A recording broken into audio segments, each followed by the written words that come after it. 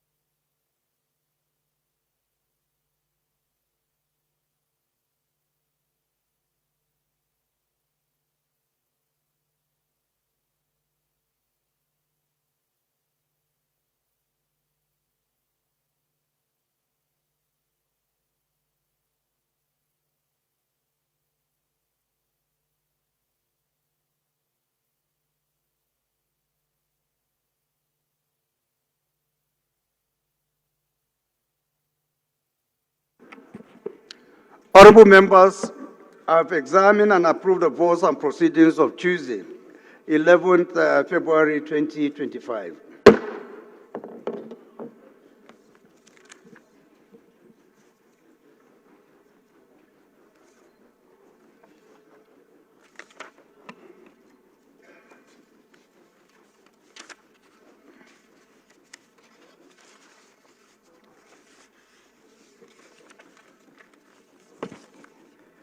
Honorable colleagues, we have some couple of announcements, and I will begin with the recognition of students of Abuja Capital International College who are here to observe our proceedings. Please, can you rise up for recognition? Honorable colleagues, can we please appreciate their presence? Please sit down. We also have Students' Representative Assembly, Students' Union of Federal University of Technology, MENA, who are here with us. You are welcome. Honorable colleagues, can we appreciate their presence? You may sit down, please.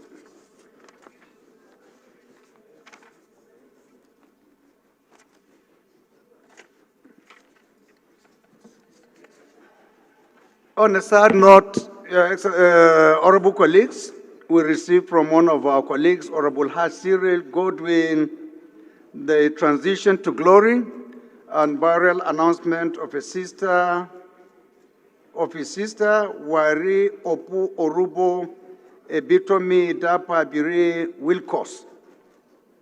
His message reads as follows: "It is with deep sorrow that I inform this House of the passing of Wari Opu Orubo Ebitomi Dapa Bire JP, who departed this life suddenly on December 12, 2024, at the age of 63. Until her death, she served as the overseer of our father's estate, the late Chief Harold J.R. Dapa Bire, after returning from the United Kingdom. She leaves behind 3 young children who are still in school. The service of songs will be held on Tuesday, 25th February 2025 at Christ Church, Port Harcourt at 5 p.m., while the laying in state and interment shall be on the 1st of March 2025 at St. James Anglican Church, Peterside, Bonny at 10 a.m. The family of late Chief Harold Dapa Bire and I would be pleased if you could offer prayers and observe a minute of silence in our honor, as she was a guiding light for both the Dapa Bire family and the Dapa Wilcox house. Please accept the assurances of my highest regards. Signed, Honorable Hart Cyril Godwin. Honorable colleagues, shall we rise for a minute silence in honor of this wonderful sister of ours?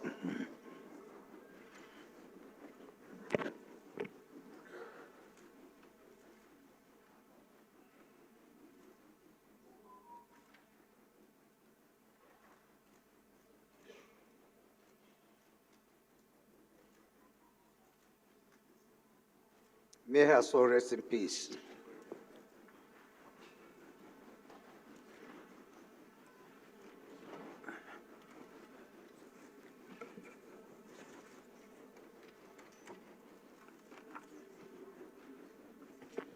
Honorable colleagues, on a very happy note, we received a letter of notification from one of our very own, Honorable Salisu Garba Koko, who wants me to make a very, very emphatic announcement of a very far-reaching decision he took of his political life. I will not want to preempt. Let me go straight and read his letter so that members will appreciate what he has for us today. He said, notification of defection. Honorable Salisu Garba Koko, member representing Kokbese Mayama Federal Constituency of Kebbi State. He said, following the prolonged and the protracted PDP crisis at the national level, and upon wider consultations with my supporters, I have decided to defect to APC, a party that I shared its ideological principles and values. While thanking you for your usual cooperation, please accept the assurances of my best regards. Thanks. Yours faithfully, signed, Honorable Salisu Garba Koko, German Koko. Mr. Speaker, point of order, sir. I will recognize your point of order later. Just on the issue, sir. No, I will recognize, just sit down. Let your blood pressure at least calm down a little. You will have all the time, leader, to say whatever you want to say.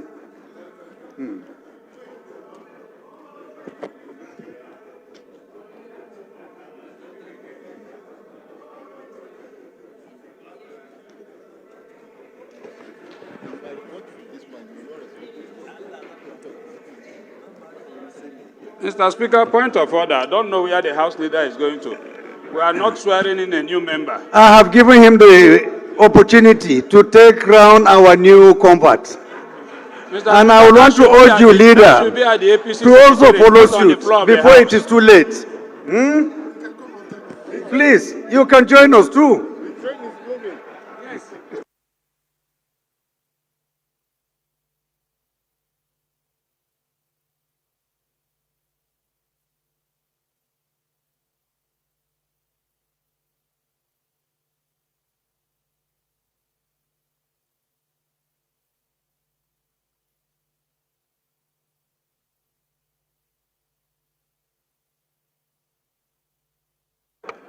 Point of order, Mr. Speaker. Point of order again? Yes, behind Mr. Speaker. Let me recognize the minority leader first. Okay. He raised the first point of order. Minority Leader, please. Mr. Speaker, my dear colleagues,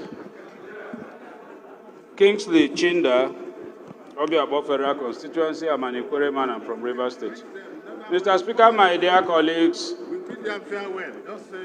I rise to correct the very, very, very erroneous impression that was created by the letter written by my colleague, Honorable Koko, that there is a protracted problem within the PDP. That is not true. Let it be on record, because I know that our records form part of public records. There is no protracted problem within the party. Whatever you have in PDP, it's also happening in APC, Labour, and other political parties. And people disagree to agree. It has not gotten to the level of creating that kind of impression, sir. People can give reasons to leave a family to another family, but not to paint that family black. Having said so, Mr. Speaker, we know the provisions of the Constitution, and I will call on this House to please, for the uptenth time, implement the provision of the Nigerian Constitution by declaring the seat of a member who willingly chooses to move from the party under whose platform he was elected to another party. He has a right to choose, but he must bear the consequences. We keep saying this. Let us not keep setting a bad precedent, because whatever goes round comes around. Thank you, Mr. Speaker. Thank you, Leader. What you have said is noted. We'll review and reflect and get back to you. Thank you. Further, Mr. Speaker. Yes, please. Thank you very much, Mr. Speaker. My name is Ben Etanabene. I represent Okpe, Saple, Uwe Federal Constituency, Mr. Speaker. I'm from Delta State. Mr. Speaker, what is happening now goes to the very, very root and fundamental reason for the establishment of this National Assembly. When this National Assembly makes laws, there must be an intent and purpose of making that law. I cannot believe that that section that deals clearly with the words authenticated and accepted, signed by everybody here before we came in this 10th Assembly, that any member who leaves one party shall vacate. Is automatic. You are wrong, my brother. The National Assembly doesn't have that power. It's only the courts that can declare. Mr. Speaker. Mr. Speaker. That's to, if you want such kind of powers to, you have to go to the court. The court is the only body that can declare. But as far as we are concerned, we will abide by the content of the letter written to us by the honorable member. Mr. Speaker, let me mention one thing that you will just realize. These members who are declaring from one party to another party has a certificate issued to them by INEC. The names, the federal constituency, and the political party. Do they go back to INEC to correct and reverse to the new party that certificate which they were giving? No. It tells you that what they are holding presently after declaration is a mandate. This House does not have that competence to entertain this discussion. Okay. It's only the course of law, and I'm sure you are aware. Mr. Speaker, I will take the hint, from you, that possibly infractions of rules and practices, will probably need the court, to do anything about it. But in my opinion, Mr. Speaker, when you make a law that is automatically serves, the purpose for which it was made, I don't think we should, go back. Even the area they said you should declare their seat vacant, it is administrative after they have moved out. Mr. Speaker, the day you will see Ben Etanabene leaving the Labour Party to another party, that is the last day you are going to see me sitting here. No, I don't need anybody to tell me. I will pack my load and go back to sit down and let INEC, do a rerun for it. Mr. Speaker, thank you for the privilege. Thank you very much, honorable colleagues, for your contribution. What you have said is noted. I think we don't need to delve into this issue. We go straight to the next item, which is petitions. Any member with a petition, please? Honorable Oke is not around to lead. Any member with petition, please? No petitions today. Honorable Oke, I'm disappointed, though. Even if there is no one, you should have just fabricate for record.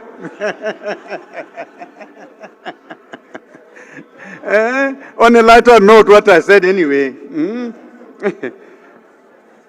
So we go to the next item, which is matters of urgent public importance. It's my pleasure to invite Honorable Afoape Moruf Afolabi, who has a motion for your consideration. Is Honorable Afoape around? Thank you, Mr. Speaker. My name is Honorable Afolabi Afoape. I represent Abeokuta South Federal Constituency. I'm from Ogun State. I hereby move a motion to suspend Order 8 Rule 5 to enable me take this matter of urgent importance to seeking urgent and proactive action to address the critical power situation at University College Hospital Ibadan that have been leading to death of many patients. I so move, Mr. Speaker.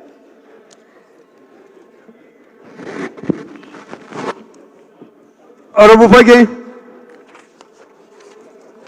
are you raising your hand to also declare for APC? Yes. Vote is second. Mr. Speaker, I prayed for you once, I'll pray for you again.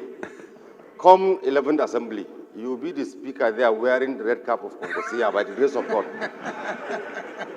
Mr. Speaker, distinguished honorable colleagues, my name is Barrister Muhammad Bello Shehu, representing the people of Fege Federal Constituency, a diehard and bona fide Congosia member. I rise to second the motion, assembly moved by my colleague, for it is urgent enough to be heard by this House this morning. Thank you, Mr. Speaker. Those in support of this motion should say aye. Those against should say nay. The ayes have it. The second leg of the motion, Honorable Paul Namchi. Thank you, Mr. Speaker. Namdi is my name. And I represent Ndokwa Federal Constituency. Mr. Speaker, I'm from Delta State. I rise here this morning to second the motion ably moved by my dear brother that the matter is urgent enough to be heard. I so second. Those in support of this motion should say aye. Those against should say nay. The ayes have it. Honorable Moruf, you have the floor. Thank you, Mr. Speaker, honorable colleagues. The House should know that University College Ibadan is the foremost and, of course, a critical institution that provides essential medical services in Nigeria. Furthermore, this institution had previously received medical tourists from abroad and had hitherto generated substantial share revenue into the cover of the nation. Concerned, however, that this vital healthcare institution had been thrown into a persistent blackout that has lasted for about 3 months by the Ibadan Electricity Division Company over a would-pay electric bill of 495 million slammed on the hospital. Further concerned that the precarious situation has severely impacted the institution's ability to render adequate medical services to the people, resulting in an avoidable loss of lives and livelihood, as well as emotional distress to Nigerians. Worried that the situation has become embarrassing to the extent that relatives of patients now bring power generators and solar inverter appliances to the hospital, as well as donor gifting a high power generating set to aid the hospital services. Further worried that the situation has taken toll of the psychological and emotional well-being of Nigerians, eroding trust in the government's ability to provide basic services. The House has been resolved to urge federal government declare a state of emergency in the health sector, particularly addressing the critical situation at the University of College Hospital, Ibadan. All the Ministry of Power to ensure immediate proactive steps are taken toward restoration of power to the institution to ensure its continuing functionality. Summoned the Honorable Minister of Health before the House of Committee on Health to account for the recurrence and provide a comprehensive plan to address this ugly situation. Invite the Chief Medical Director of University College Ibadan to provide insight into the situation and collaborate with the Minister of Health to find a lasting solution. Mandate the Minister of Health and Chief Medical Director to provide a detailed report on the action taken to address the situation within the next 2 weeks. And refer this committee for the Committee on Health Institution and Power should take further legislative action and report back to the House within 2 weeks. Thank you, Mr. Speaker. Amendment? Go ahead. Mr. Speaker, I remain Barrister Muhammad Bello Shehu, representing the people of Fege Federal Constituency. I'm from Kano State. Mr. Speaker, I think it is high time. The world is going green. So should Nigeria. This issue of power outage, I think the Ministry of Health and that of Power should be mandated to install solar panels, solar power in all our national hospitals within the country. This is my amendment, Mr. Speaker. I so move. So what are you really amending? That it should be included. Is it the wordings of the prayer or additional prayer? Additional prayer, Mr. Speaker. Additional prayer. Yes, that Ministry of Health should be mandated that national hospitals within the country and FMCs should have solar powers installed in this hospital to avoid this national embarrassment. Thank you. Okay, any seconder to this additional prayer? Yes, my dear sister.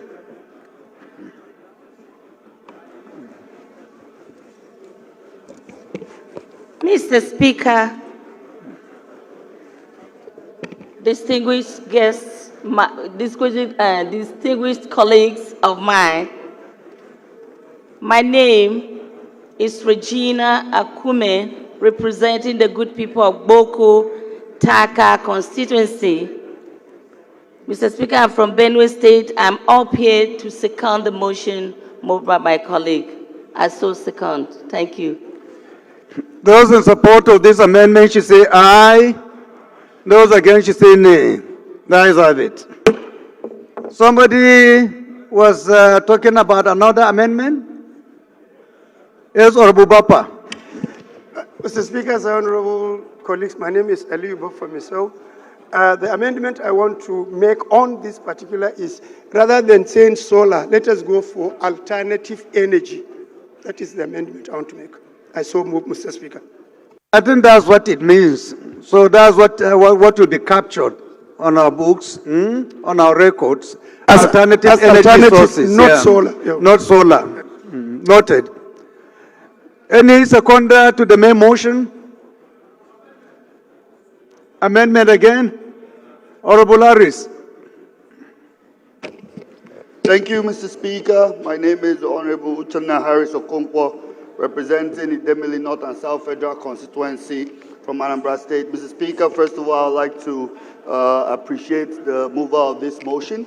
Mr. Speaker, my amendment would be an additional prayer for the FMCs to actually communicate with the relevant power authorities in regulating the bands in which they are registered under, because a lot of these high tariffs come under the band A or that they are given, and it has been a problem for most of the FMCs within Nigeria. So my additional prayer is for the FMCs to,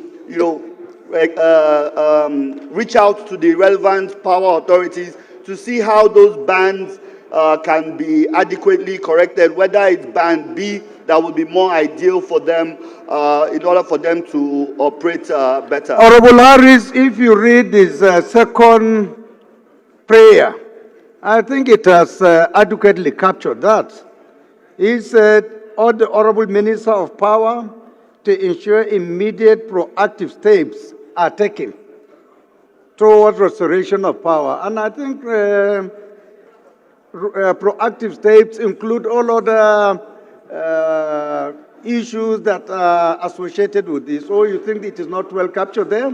Yeah, Mr. Speaker, thanks for noting that, but it's a little bit different because when we put proactive states, it's meaning that we should proactively look to restoring the power. But if they can look specifically into the different bands that FMCs are given, I think that can also help the Honorable Minister to pinpoint, the issues that which are at hand. So you think that paragraph will not capture as part of the solutions what the request he has made here? Mr. Speaker, we need to put it in another paragraph separate. Yes, Mr. Speaker. Okay, any seconder to that? Any seconder? Honorable Anka. Thank you, able Speaker, my honorable colleagues. My name is Honorable Isa Muhammad Anka. I'm from Zamfara State.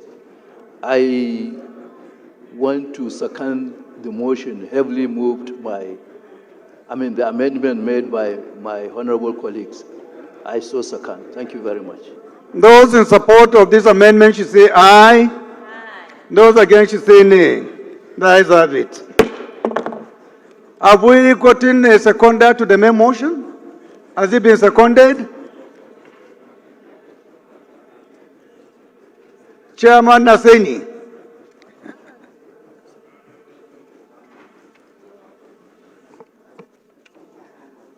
Thank you, Mr. Speaker Iyasazal, my leaders and fellow colleagues. My name is Honorable Taufik Abimbola Ajilesoro. I represent the good people of Ife Federal Constituency in Osun State. I am from the source. I rise to second the motion as moved by my fellow colleagues. I so second, Mr. Speaker. Those in support of this motion as amended should say aye. Those against should say nay. The ayes have it.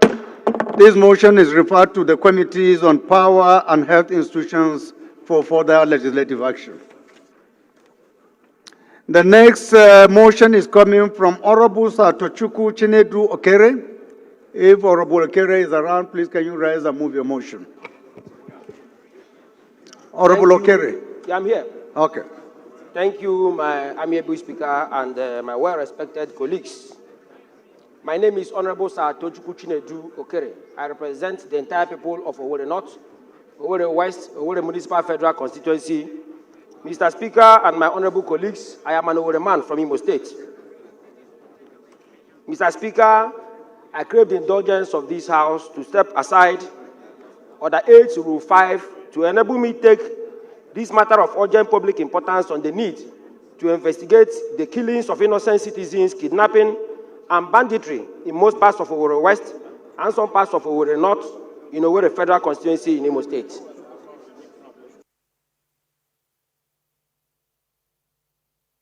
Any seconder to the first leg of the motion? Honorable Cyril. Thank you, Mr. Speaker, honorable colleagues. My name is Hart Cyril Godwin. I represent the fabulous people of Boni Degema Federal Constituency, Mr. Speaker. I'm from River State. I rise to second the motion that is urgent and important to be heard. I so second. Those in support of this motion should say aye. Those against should say nay. The ayes have it. Second leg of the motion. Any seconder?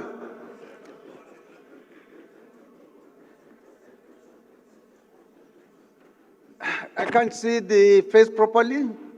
Yeah. Maybe when you rise up, I can see you clearly. Thank you, Mr. Speaker. My name is Njenje Obina Onwusibe. I represent the people of Isialangwa North, Isialangwa South Federal Constituency Mr. Speaker, I am an Ungba man from Abia State. I rise to second the second leg of this motion. I so second. Those in support of this motion should say aye. Those in support of this motion should say aye.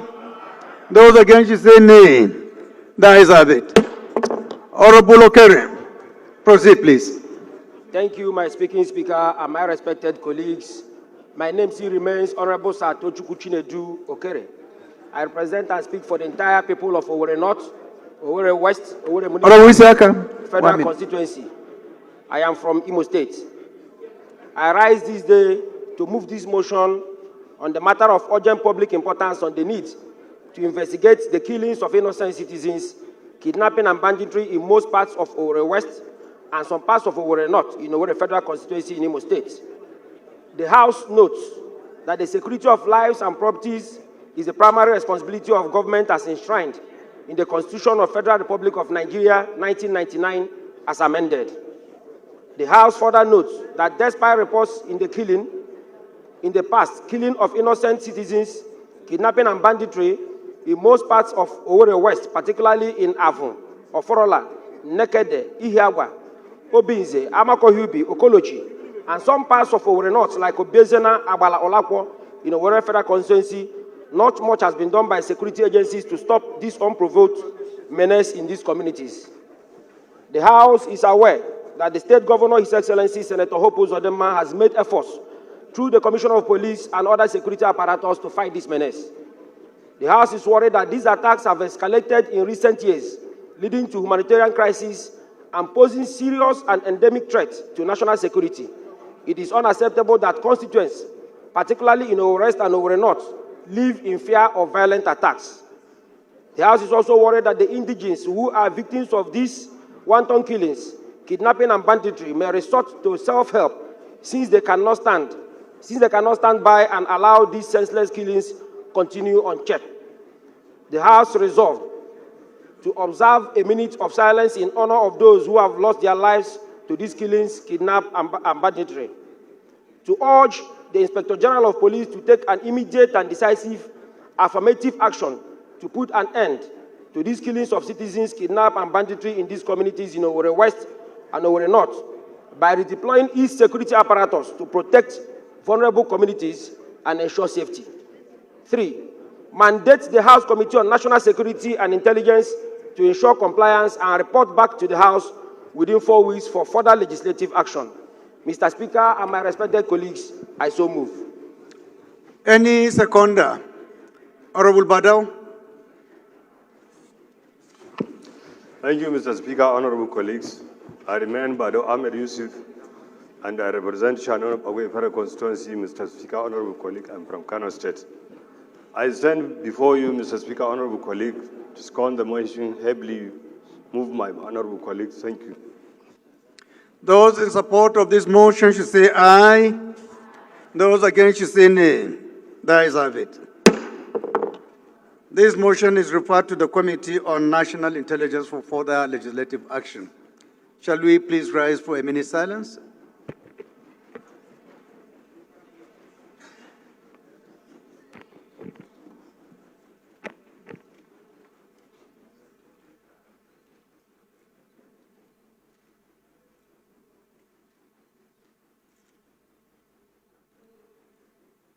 May their soul rest in peace.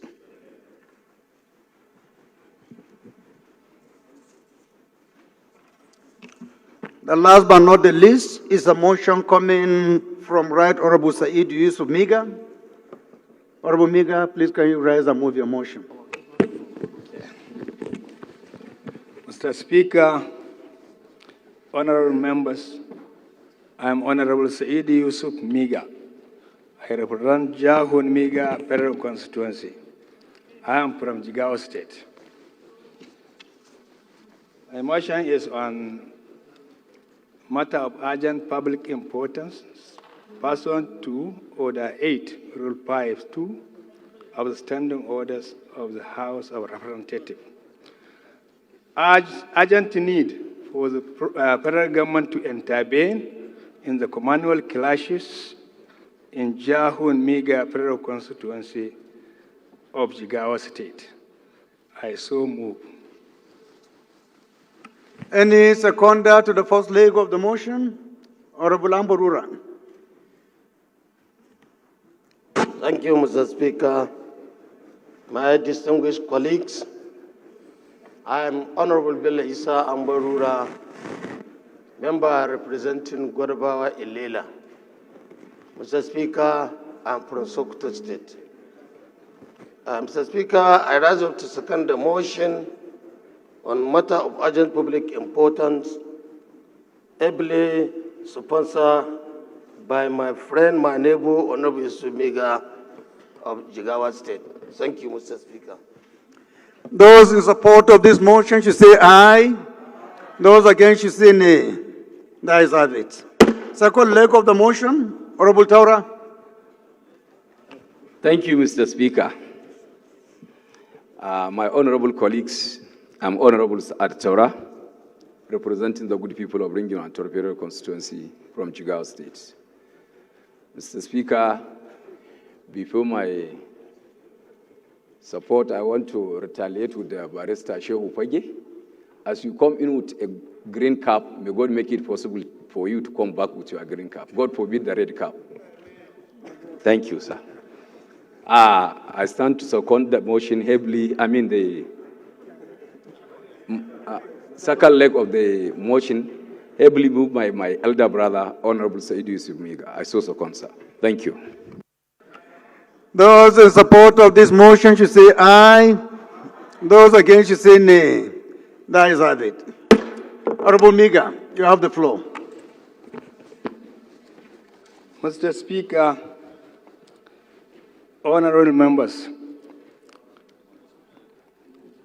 you should note that in December 2024, there were communal clashes between Fulani herders and farmers residing in Gululu, Gidan Nagari, Markewa, and Yankunama villages of NjenjeMedia Federal Constituency of Jigawa State, which resulted in the loss of life, certain number, in the first week. Further, note that with grave concern that this persistent crisis between farmers and herders within the most recent incident occurring at Gidan Nagari community on Sunday, 5th January 2025, which again resulted in the loss of life, at least 11 lives, making about 24 lives in 2 weeks or in 7 days exactly. Within 2 weeks, or they said 2 months, because it started in December and ended in January, has inflicted a tragic toll on communities marked by loss of lives and the destruction of homes and livestock.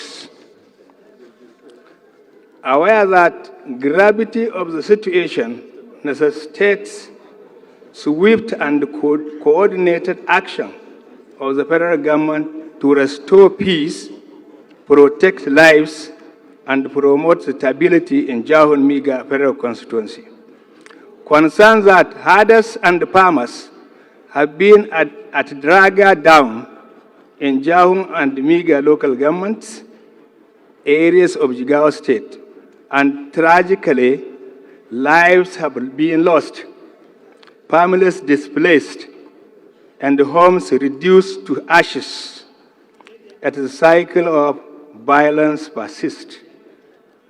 Also concerns that the perennial strife which has created a violated environment where animosity prevails not only jeopardize lives and properties, Leader of the House, but also hampers Minority the Leader, socio-economic development of these communities and the cast showdown of instability over the affected villages.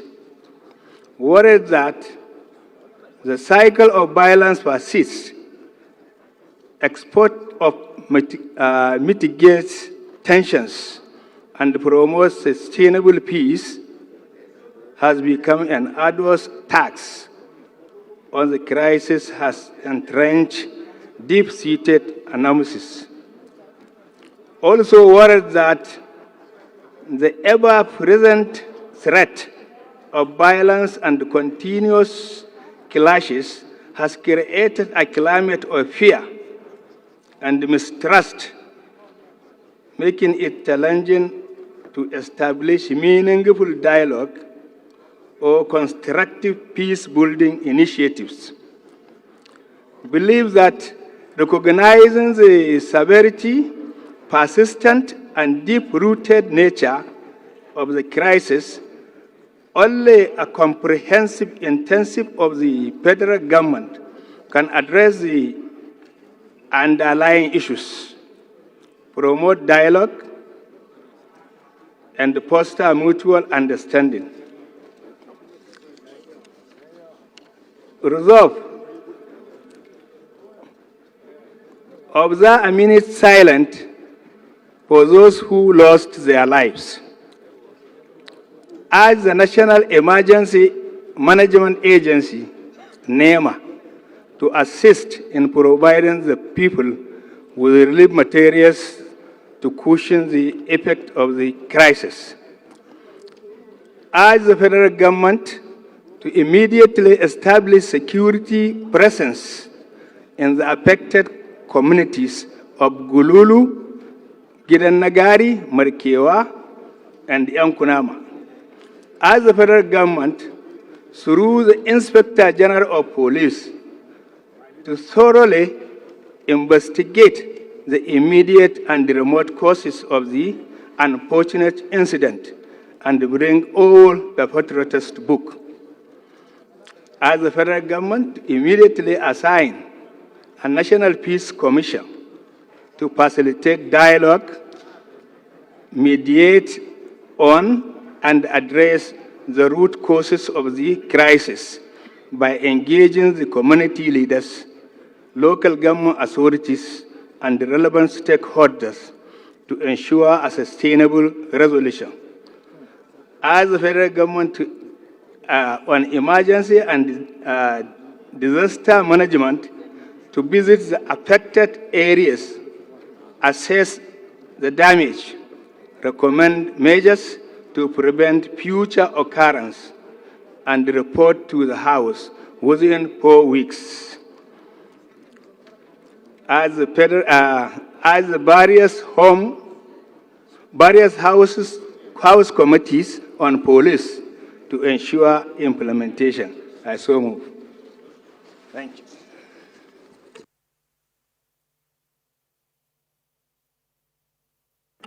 Any seconder? Honorable Maki. Thank you, Right Honorable Speaker. My honorable colleagues, I'm Abubakar Maki Eleman. I'm from Jigawa State. I represent Malamudori Kaugama Federal Constituency. Mr. Speaker, I rise to second the motion heavily moved by my senior colleague. I so second. Thank you, Mr. Speaker. Those in support of this motion should say aye. Those against should say nay. That is it. This motion is referred to the Committees on Police Affairs and Disaster Emergency and Disaster Preparedness for further legislative action.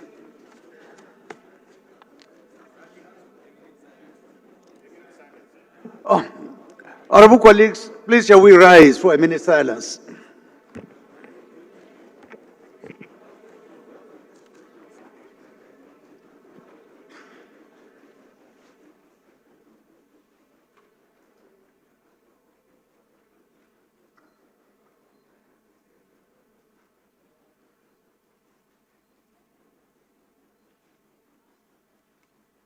May the soul of the deceased rest in peace.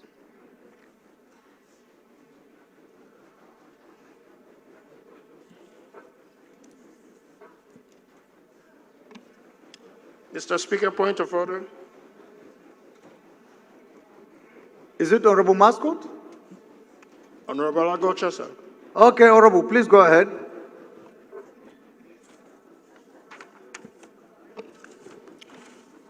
Mr. Speaker, distinguished colleagues, Mr. Speaker, my name is Honorable Obi Agocha. I represent the good people of Iguano, Umahe North and Umahe South Federal Constituency. Mr. Speaker, I rise on Order 6, Rule 1, and other relevant sections of the standing order. Mr. Speaker, recently a lot of people have decamped from the various parties to the ruling party. Mr. Speaker, when we all came here, we were issued sitting assignments, locations where every member is to be seated based on their political party affiliations. Whether you are APC, as the ruling party, to the left, and other opposition parties to the right. Mr. Speaker, all those who, for one reason or the other, have defected to the ruling party must be compelled to leave this section of the opposition parties to the ruling party, or they will... Honorable, I don't think what you are saying is correct. Sittings are not done on the basis of party. Not at all. Only leadership role. That's where you recognize parties, other than the first row, which is dedicated to ranking members and principal officers. Every other row is allocated just on the basis of your ranking, your state, and other parameters, but no party. So nobody is allocated any seat based on his own party, no. Mr. Okay, Speaker. so your point of order is overruled. Thank you. Thank you, Mr. Speaker. It's okay.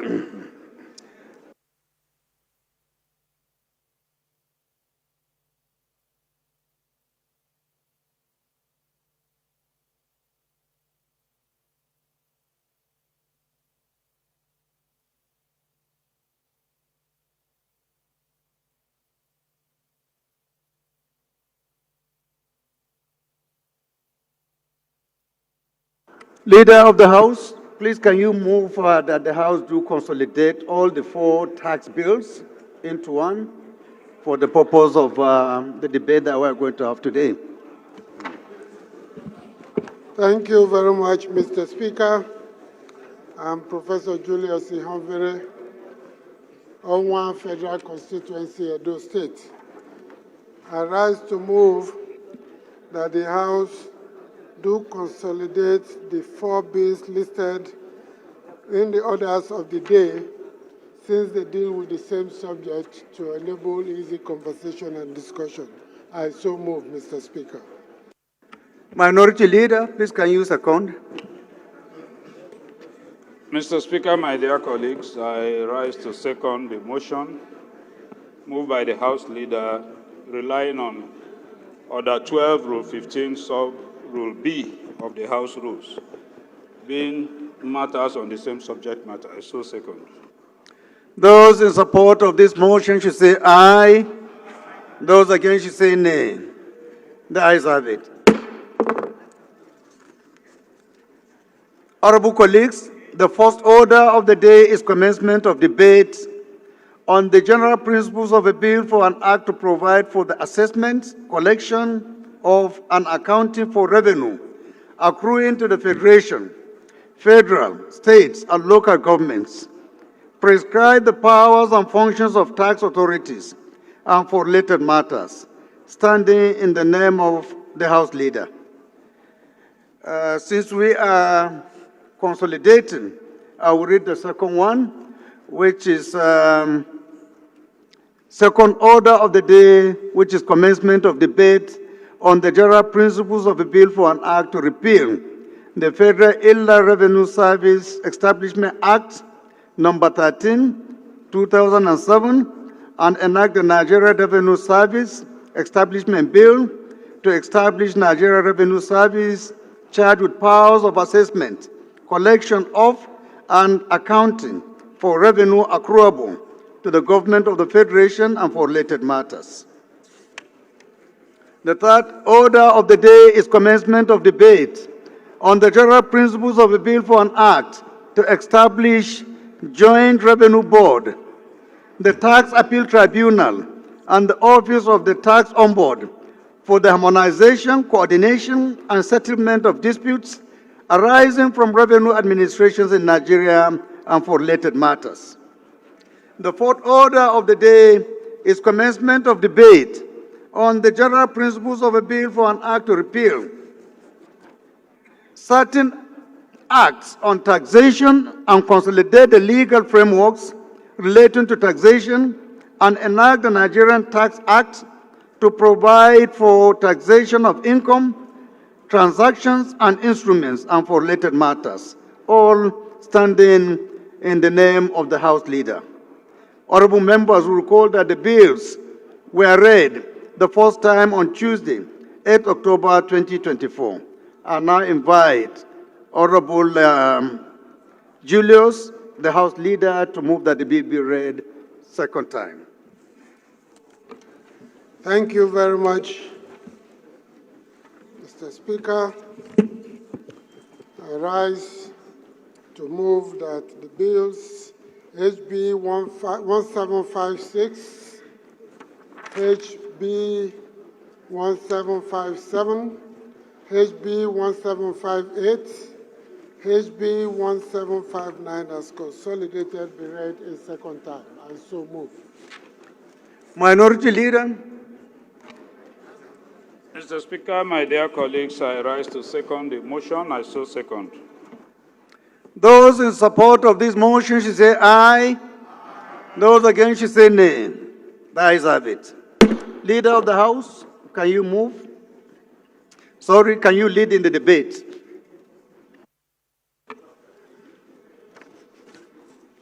Thank you very much, Mr. Speaker. My dear special colleagues, I feel very humbled and privileged to lead the debate on the bills recently listed and consolidated, famous tax bills.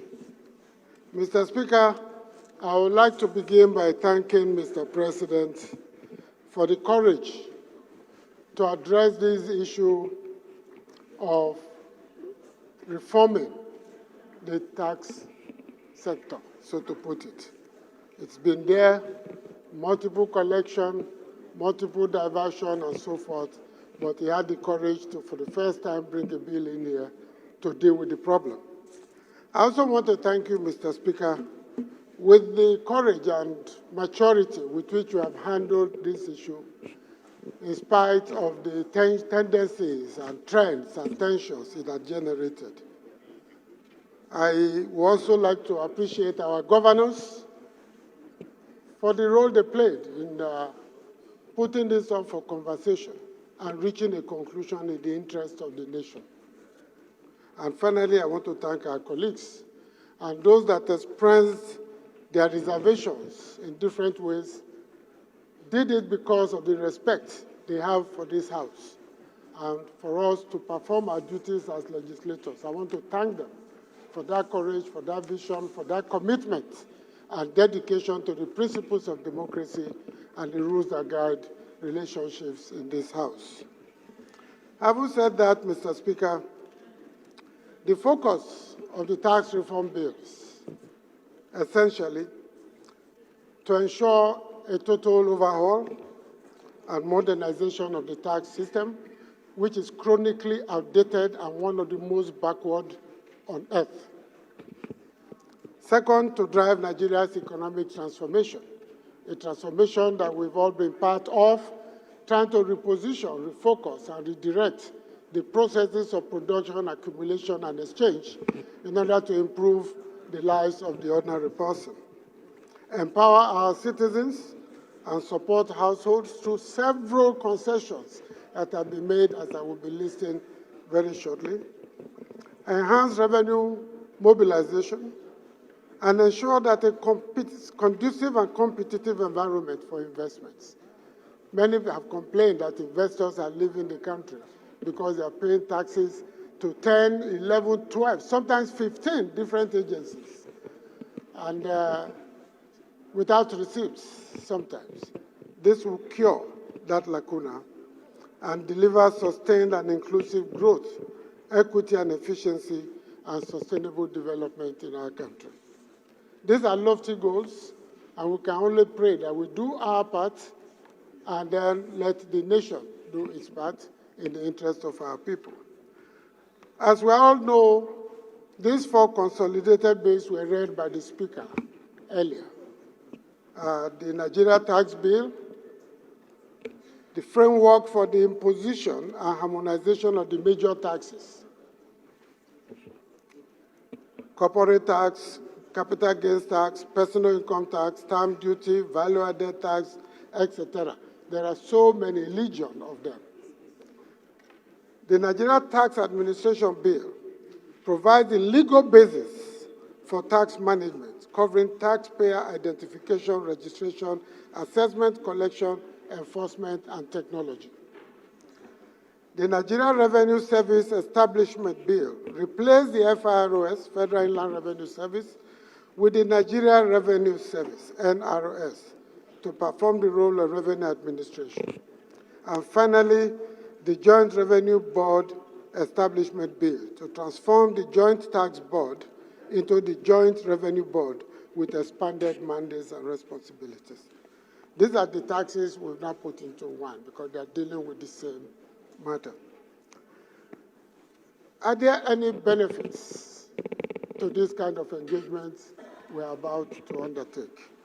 Having studied the tax bills myself and taking the time to compare with some African countries, notably Egypt, Morocco, South Africa, Ethiopia, and Namibia, I could see the benefits that have been enunciated for Nigeria and Nigerians in this tax bill. I will not go through everything that I have on my paper so that my colleagues can contribute. But suffice to say that these reforms for individuals, for the ordinary Nigerian, the youth, families, will benefit extensively because for the first time, there will be a complete exemption of low-income workers earning up to 1 million naira per annum from pay as you earn. They will no longer need to pay any tax whatsoever. The minimum wage, at least that is about 83,000 naira a month, which is above the minimum wage. So anybody on minimum wage, either in the public or private sector, will not need to pay that tax. It reduces the payee tax for those earning a monthly salary of 1.7 million or less. Zero VAT on food, healthcare, education, electricity generation, and transmission. If you are involved in any of these activities, it is zero VAT. I'll just mention one or two more.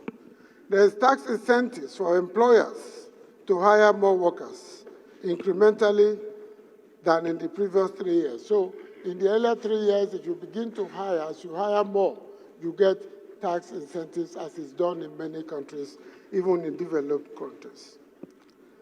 There are several products that have been listed that are now exempted from the VAT. Baby products, renewable energy. So if you are going into solar business, you will not pay VAT. And so on and so forth. Our small businesses, since this is the focus of this administration, to support small businesses and expand the economy so that we can collect even more taxes as they grow in their businesses. Also have a lot of incentives in this new tax regime. There is an increase in the tax exemption threshold for small businesses with annual turnover of 25 million. So if you are at that level, to 25 million to 50 million will be the threshold under which you will be exempted from tax. Exemption from company income tax for small businesses tax will be at 10%. Elimination of withholding tax deduction of small business income for small businesses. These are innovations which I believe will benefit our country. There is also the introduction of the Office of Tax Ombud to protect vulnerable taxpayers against arbitrary tax assessments. And the bill requires that all tax disputes must be resolved by the Ombud in 14 days, not the current practice where in a year you'll be going to the tax office every day and they'll be running you up and down with no solution. Now it is mandatory that in 14 days, every tax dispute must be resolved. And I believe that even for businesses, the major businesses and investors, there is a whole array of exemptions and that have been created in the new bill, including faster tax refunds within 90 days, tax reduction for expenses incurred by startup companies so that they are not killed in infancy. And I believe that for high income and high net worth individuals, there are also some streamlined exemptions for them. Mr. Speaker, we've had a lot of debates on and off this floor. We have had caucus meetings to discuss and look at the benefits and advantages of the bills and to identify some of the shortfalls. And we know that even for subnational governments, there are a lot of incentives that come in these new bills. Our governors have spoken very, very clearly and loudly and have presented a roadmap which has been accepted to by the president himself, and that has calmed the nerves of everybody in all parts of the country. For those who have not seen the statements of the governors, let me spend 2-3 minutes on that. First, they reiterated, I'm using their word, their strong support for the comprehensive reform of the tax system to enhance fiscal stability and be in step with global best practices. Words of our governors. 2, they reviewed the VAT sharing formula to 50% equity, 30% derivation, and 20% population. This has also been accepted. They also said there should be no increase in the VAT rate. Also accepted. No increase in corporate income tax, the CIT, also accepted. Continued exemption of essential goods and agricultural produce from VAT to safeguard the welfare of Nigerian citizens. This has also been accepted. No terminal clause for Tedford. This has also been accepted. No terminal clause for Naseni, also accepted. No terminal clause for NITDA, also accepted. And this is the last paragraph in the statement of the governors, and I quote, "The meeting supports the continuation of the legislative process at the National Assembly that will culminate in the eventual passage of the tax reform bills," unquote. This is the Nigerian Governors Forum.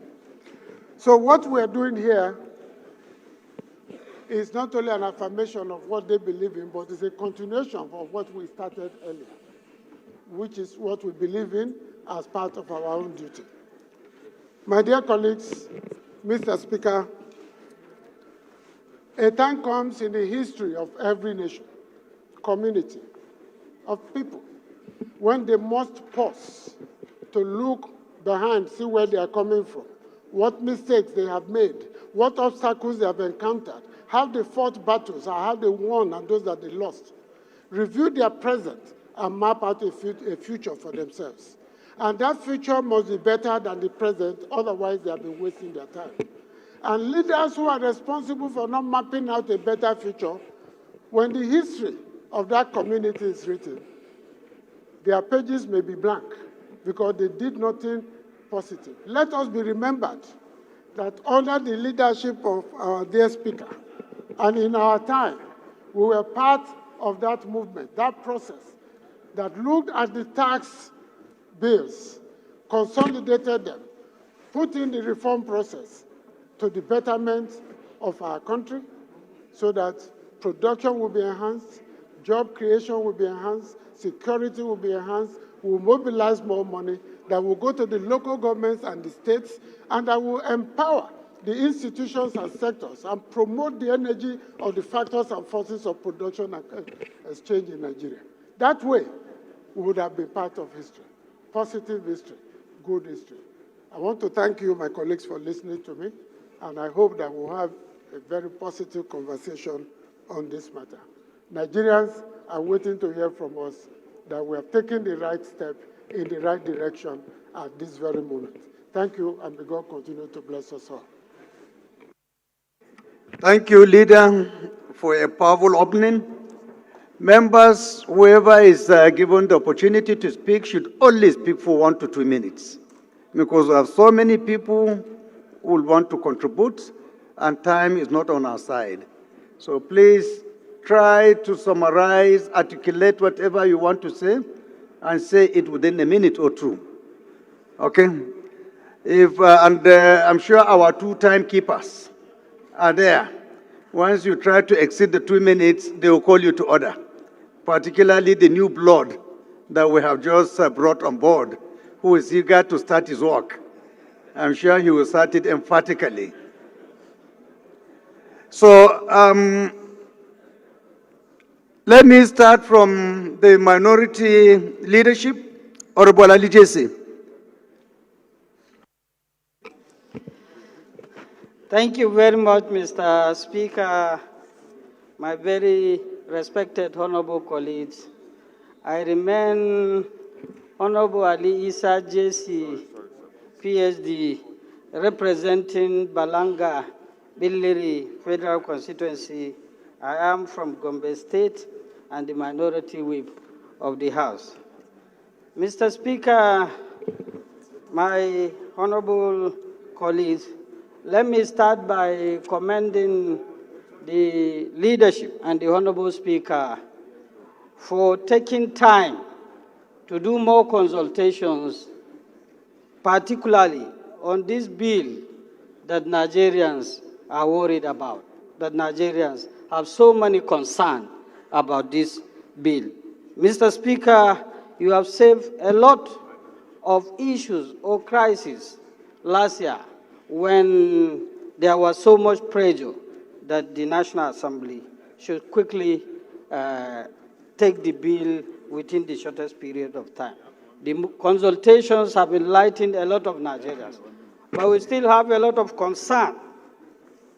We have concern, Nigerians have a lot of concern, and I believe this House that belongs to the House of Nigerians will do the needful at appropriate time. Mr. Speaker, some of the areas of concern by me and a lot of Nigerians, particularly we that are the lower level, Nigerians are very, very concerned.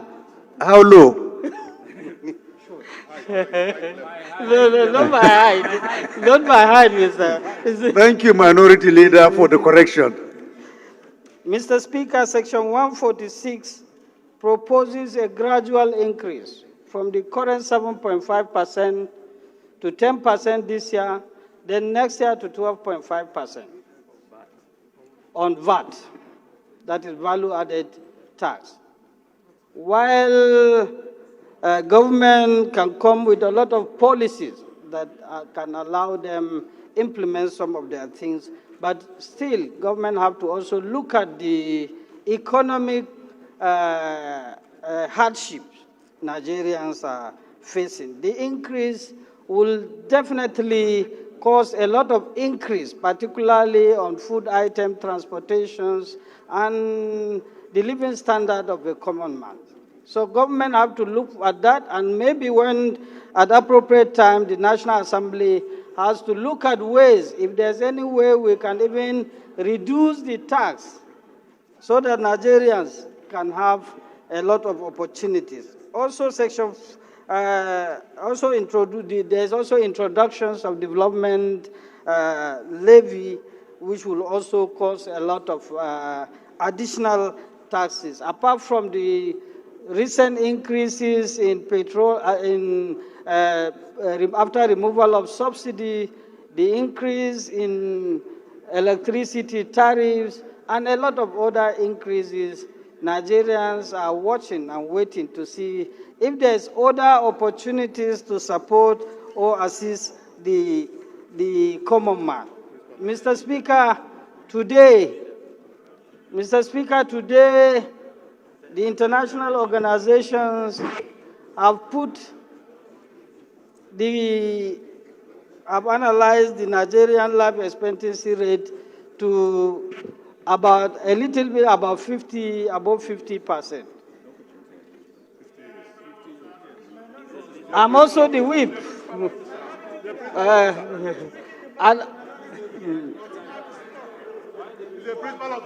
And I'm also the whip. You are also a whip, I'm also a whip. So my whip may be both stronger than yours. Mr. Speaker, these are areas that I'm sure that the House will definitely address it and ensure that we listen to the Nigerians. We listen to the areas that Nigerians want us to ensure we make some few amendments to accommodate the poor man, to ensure that we are working for the people. We are working for Nigerians. Because of time, during the public hearing, if the bill is there, we will also make some submissions to do all the necessary things. Mr. Speaker, my very honorable colleague, I rise to make that my comment and also to commend the Speaker and the leadership for showing maturity in handling these affairs from day one to date. Thank you and God bless you all. Thank you, Leader. Yes. Thank you, Right Honorable Speaker. Francis Ejirogane Waive is my name. I represent the entire people of Ugele North, Ugele South, and Udu. I'm from Delta State, and I'm chairman of the House Committee on Rules and Business. Our leader is speaking now, perhaps a slip of tongue, that if the bill gets to public hearing, it's our procedure, and this bill will definitely No. Chair, I rule you out of order. What he said is correct. Is correct. Please, withdraw what you have said.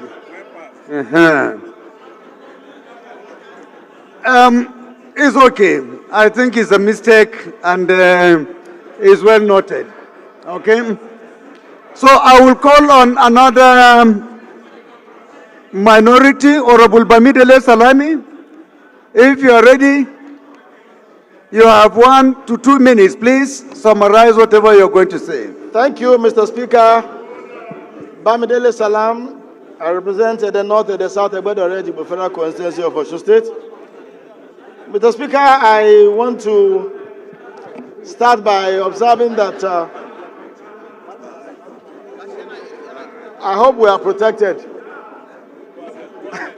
Thank you, Mr. Speaker. I said I want to start by making an observation that all over the world, reforms are not the easiest things to accomplish. Reforms are usually... Order, please. Reforms are usually very painful, very disruptive.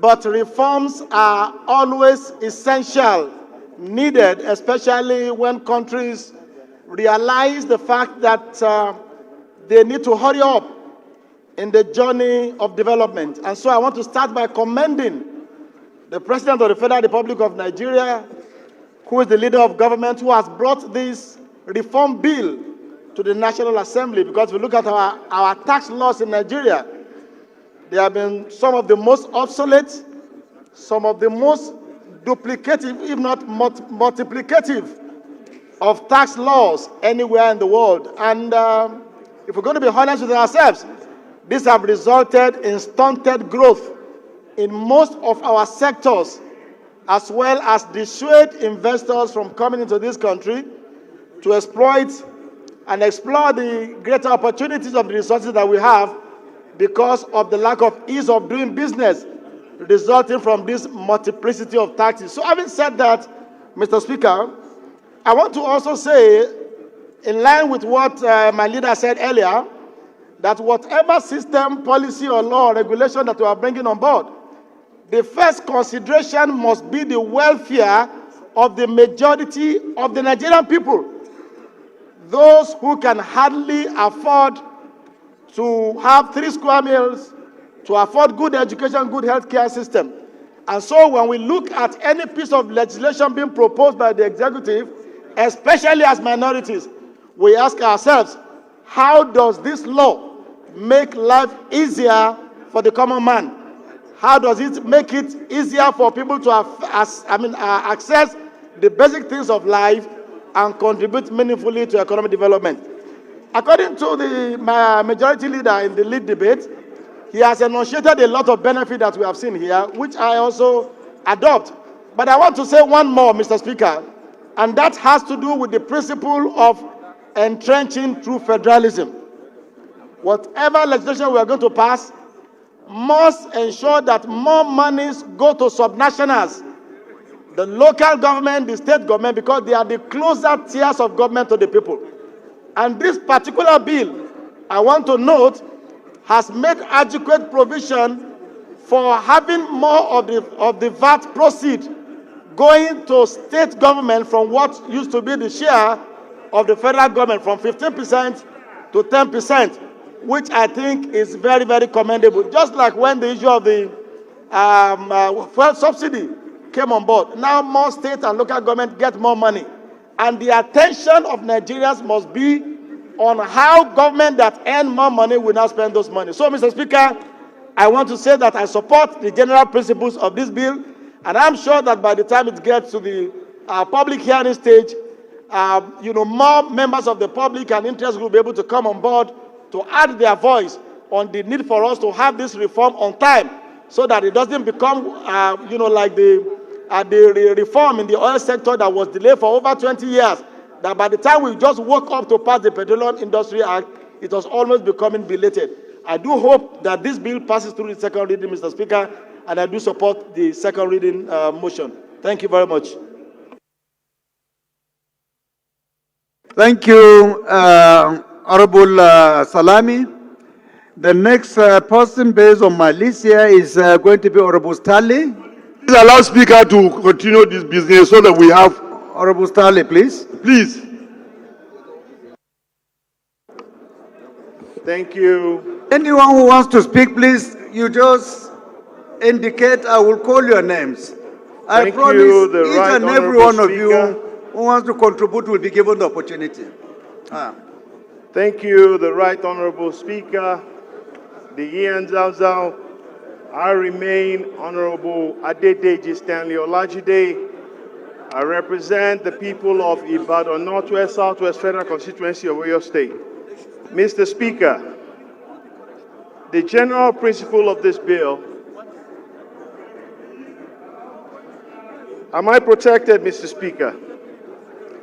Please, honorable colleagues, please be silent, please. Thank you, Mr. Speaker. I want you to know anyone who wants to talk will be given the opportunity. Everyone will have the opportunity to speak, but within the allocated time. Yes. Okay? Every day we gather here, we move motions, we move bills to create new agencies. Federal health institution, universities, college of educations, ICT centers. We create a lot of agencies every day in this institution, Mr. Speaker. I also want you to know that all of these things we are planning to create, we will require a lot of money for them. The whole world is talking about artificial intelligence in order to grow our economy. We are going to require a lot of money for them. The general principle of this bill would allow us. Please, order. Can we please get seated? Please. Order, please. Order, order. Thank you, Mr. Speaker. The general principle of these bills will allow us the level of funding that we need as a nation to grow into the next generation. Be mindful that about a week ago, Mr. Speaker, the President of the United States made a pronouncement that $500 billion will be spent for artificial intelligence. All of these things, Mr. Speaker, require a lot of funds. Mr. Speaker, I also want to say this, that yes, we have looked at some of these things and we know today that actually reforming our taxation laws is the right way to go. Mr. Speaker, a front recorder, please collect that paper. With due respect for our members, they are to be seated and then they will be attended to. Mr. Speaker is going to pick them. Is he coming rowdy, please? Mr. Speaker, on a final note, I support the general principle of this bill. Honorable members, please, let's be seated. Mr. Speaker will call us one by one, please. Please go ahead, conclude. So, Mr. Speaker, on a final note, if you look at all the frameworks that is being put in place, you look at the policies that are being put in place, we believe that these are what we need to take our nation to the next level. Thank you, Mr. Speaker. I so submit. Our next speaker will be our brand new Deputy Whip, Honorable Ibrahim Isiaka. Thank you very much, our own quintessential speaker with substantial values. And once again, I want to thank you and the entire members of this honorable house. I speak for the entire Nigerians, but I'm from Ifoiweko Federal Constituency. Mr. Speaker, I'm from the fastest growing economic state in Nigeria. I'm from Ogun State. Permit me to just outline, because of want of time, I would not just want to speak much on what I have with me. Personally, and I'm sure to all Nigerians, one of the best things to happen to us since we've been growing this economy is the harmonization of taxes in this country. As outlined in the highlights, from 60 to a maximum of 9. That's what is stated here. What best and what more can we ask for from this government rather than something like this? All our people flying the expressway with different levies, with different stickers, in multiples. It was counted about 47 some times ago. And these are what they are being harmonized and a single line. Even contractors applying for contract to bid. All of them now, they know that when they bid the certain percentage they are going to pay, it will give them what is going to be their consolidated income and the taxes they have to pay and manage the contract. So the expectations are always correct and with precision. Mr. Speaker, distinguished honorable colleagues, let's look at the low-income earners, 800,000 naira. I may not be shocked sometimes when people will prefer that they are not promoted. Because when they are earning 800,000 naira and they know they are not going to pay tax to anybody, they will feel so sustained. This is part of what has been enshrined in this tax bill. And of course, Mr. Speaker,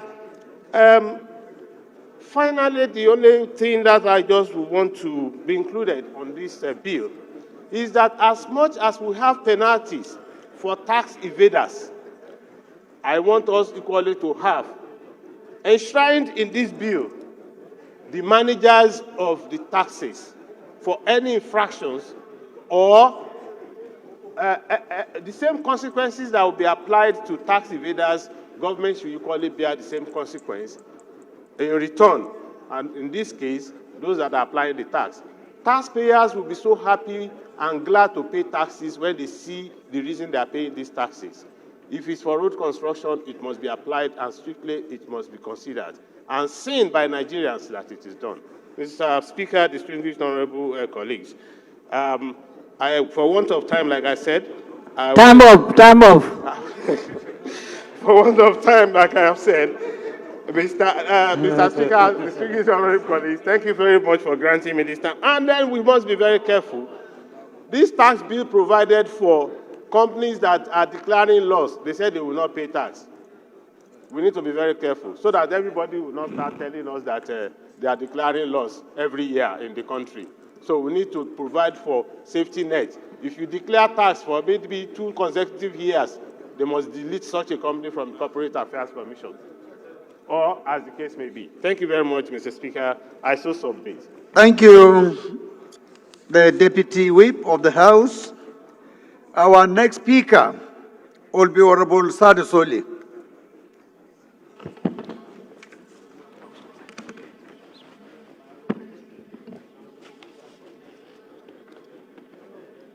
Honorable Speaker, my name is Sada Soli, GBI, representing GBI Kaita Federal Constituency. Mr. Speaker, I'm from Katsina State. Mr. Speaker,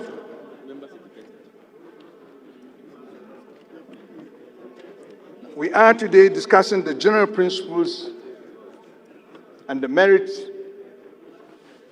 of this bill tagged Tax Administration Bill 1756 HB. Mr. Speaker, this bill undoubtedly will enhance efficiency, ensure compliance, and harmonize tax collection within the 3 tiers of government. However, there are several inconsistencies and challenges this tax bill may pose in the tax administration of this country. And I believe the committee that will be charged with the responsibility of addressing some of the issues will definitely look at some of the issues that I will raise on this floor today. Some of these challenges, there is constitutional and jurisdictional concerns, particularly in Section 141, which deals with supremacy clause, which contradicts some of the positions of the Constitution of the Federal Republic of Nigeria. Then there is the issue of overlap and on the existing laws, particularly Personal Income Tax Act, Company Income Tax Act, and the FRS Tax Act. There is some existing conflict that this bill may cause, which I believe the committee will definitely look at these issues. However, also there is the issue of fairness, practicability, and reasonability. How reasonable will this law be? Because law must be reasonable, must be fair, because they are going to govern human beings. There is the issue, a practical issue of this law in Section 122 and Section 95 to Section 119. Mr. Speaker, when we look at the tax, the VAT issue, the fiscalization issue, fiscalization clearly is about technology. How prepared are we to achieve that? So there is the concern of burdening the taxpayers. Then also there may be some level of exclusion where technology cannot reach. So it's a concern that should also be looked at by this assembly. Honorable Sada Soli, 2 minutes more. Mr. Speaker, there is administrative and operational issues. There is ambiguity. There is preponderance of ambiguity in this act because of the absence of interpretation clause. The interpretation clause is not robust, did not address the issue of derivation. What is derivation in this act? What does it mean? It needs to be defined so that it will be interpreted correctly, so that it will be applied with the section that it is talking about. There is the issue of artificial transaction. What is artificial transactions? There is the issue of tax planning. We need to interpret it correctly. There is the issue of tax supply. We need to interpret all these words because they have great impact. With due respect, Honorable Sir Asoli, time up, sir. Mr. Chair. Honorable Sada, please, just round up, please. Try to round up as quickly as possible. Mr. Speaker, there is the concern of equity in Section 77, where it talks about 60% of derivation to states. There is the need for the committee to address the issue, to look at the equity of states that are less in competition with other stronger states in the country. Mr. Speaker, because of time, I will yield my time to other speakers. Thank you very much, Honorable Sada. We call on Honorable Jimmy Benson. Thank you very much, Right Honorable Speaker, the Iya Zazal, honorable colleagues. I remain Baba Jimmy Benson. I represent the very good people of Ikorodu Federal Constituency. Mr. Speaker, I wanted to raise the exact points my good brother from Jibia had raised about fairness, equity, and justice. He has espoused his points tremendously well. And he has also shown empathy. He has put faith in the committee that if this bill is passed for second reading, he has said that that committee should look into those points that he has highlighted. And to make matters easy as well, the governors have addressed most of the issues raised by him. They've spoken about the derivation. They've told us how many percent they want. They've spoken about freezing, the freezing of funding for TED Fund, NIDA, NASENI, that they want those establishments to still exist in perpetuity. I don't think anybody has any misgivings about that anymore. I think that the governors have spoken as true Democrats, as true lovers of Nigerians.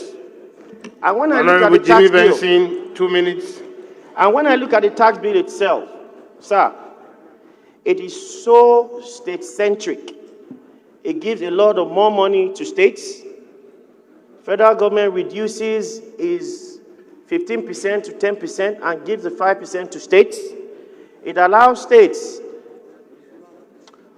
collect stamp duties, things that were not done before. It allows states get enhanced collection because it unifies all taxes. Honorable Jimmy Benson, time up. And above all, sir, you are doing well. The tax law that we're talking about was promulgated in the 1930s. That should not be where Nigeria should be today, sir. I commend you, Mr. Speaker, for standing in the interest of Nigeria. I commend Mr. President for having the balls to do this at this critical time. And I commend our lawmakers. I mean, Sada Soli has spoken very, very well. All he wants and all we all want is to be able to negotiate, build consensus, and find a win-win situation for all. Nobody wants to oppress anybody. We want equity, justice, and fairness. Thank you, sir. You're welcome. Thank you. Speaker will be Honorable Nlolim Naji.